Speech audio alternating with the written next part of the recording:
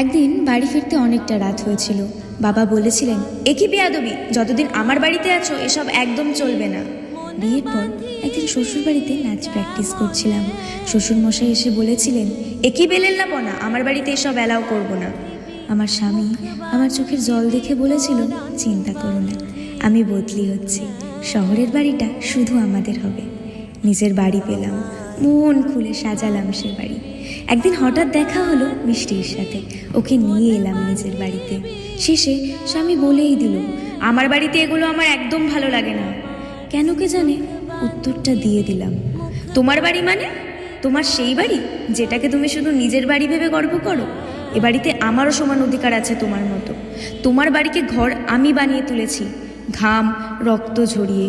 মেয়েদের নিজের বাড়ি হয় না জাতীয় কথা বলে মেয়েরা যদি নিজেরাই নিজেদের অধিকার ছেড়ে দেয়, তাহলে গৃহহীন হয়ে বাঁচবে তারা, গৃহহীন হয়েই